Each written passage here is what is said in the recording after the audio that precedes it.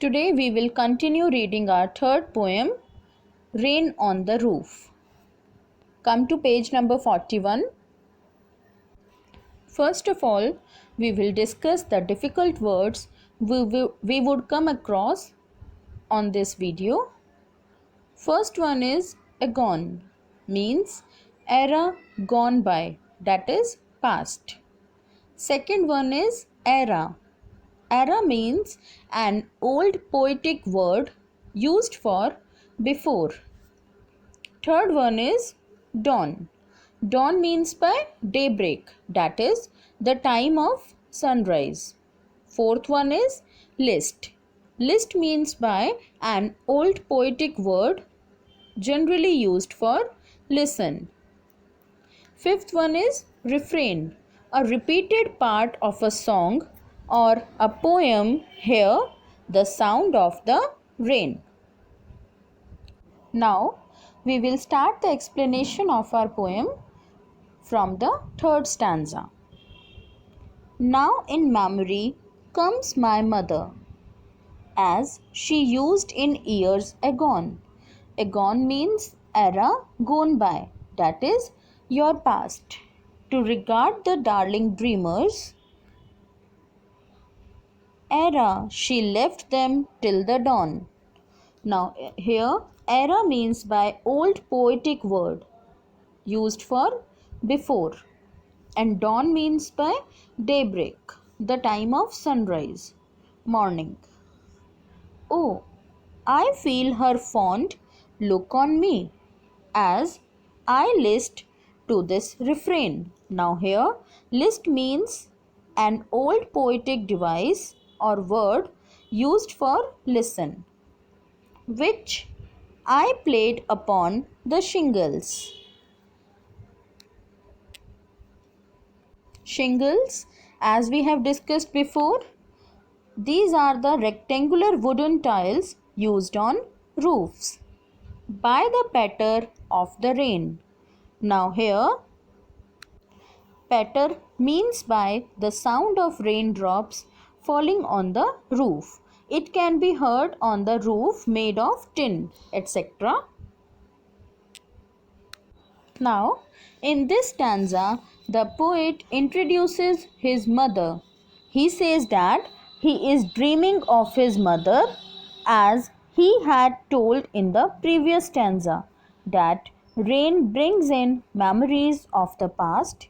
He says that now in memory comes my mother, as she used in years agone. Like in the past, years agone means past. His mother comes in his mind and memories.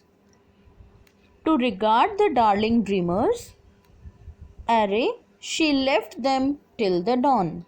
She loved him a lot. She used to consider him as a darling, and she would let him sleep till daybreak, till sunrise, and the poet says that he can feel it.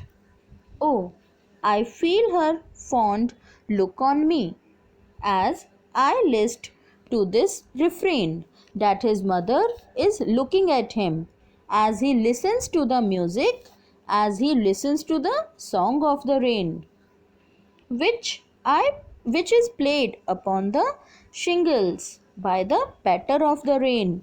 So the poet is saying that as he listens to the sound, as he listens to the song made by the rain, made by the raindrops which fall on the rooftop of his room, he is reminded of his mother and the past. His mother, who is no longer with him, he is reminded of her, and he gets the memories of his past when his mother used to look at him lovingly, and he feels that still, even now, his mother is looking at him with love, with affection, because the sound of the rain makes him correlate his past with his present, because even then at that time his mother was there was the same rain and the same song that he heard, and he is hearing that song now also, and so he is relating his past to his present, and that's why the poet is touched by this sound of the raindrops on the shingles of his roof. So, with this, we have discussed this poem. Now we will see the literary devices used in the poem. Look at the literary devices used in the poem. First of all, in the stanza 1, we will see the rhyming scheme here. A, B, C, B, D, E, F, E. Let us say in line 1, hover is A, and in line 2, spheres is B. Line 3, darkness is C. Line 4, tears is again B, as it is rhyming with hover. Line 5, D. Bed, E. Patter, F. Overhead is again rhyming with line 5, bed. Overhead and bed are rhyming, so it is E. So our rhyming scheme will be A, B, C, B, D, E, F, E. Whichever words are rhyming, we give them the same alphabet. So this is how we got this rhyming scheme here. Now next prominent literary device used here is alliteration. Alliteration is a repetition of the consonant sound at the start of the two or more consecutive words. Now let us see the instances of alliteration.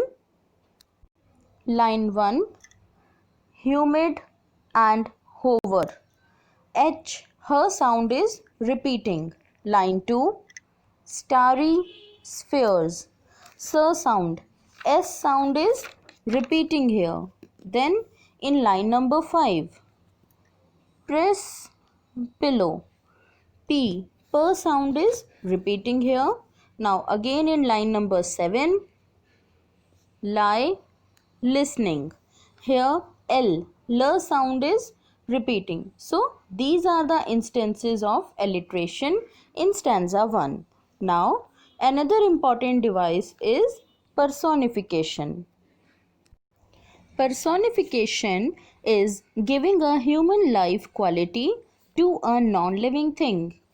Now here in line number 3 and 4, and the melancholy darkness gently weeps in rainy tears.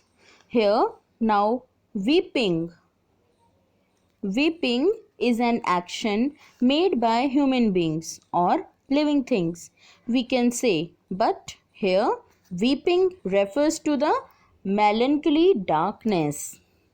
Darkness has been personified here. Now we will see the literary devices used here in second stanza. First of all, we will see the rhyming scheme here. Same rhyming scheme has been followed here also. A, B, C, B, D, E, F, E.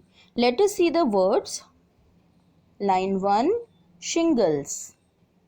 A, hurt. B, fancies. C, start. B, as start is rhyming with line 2, hurt. Recollections, D. Woof, E. Patter, F. Roof. Now roof here is again rhyming with the line 6 word, woof. So it is again E. So our rhyming scheme comes out A, B, C, B, D, E, F, E.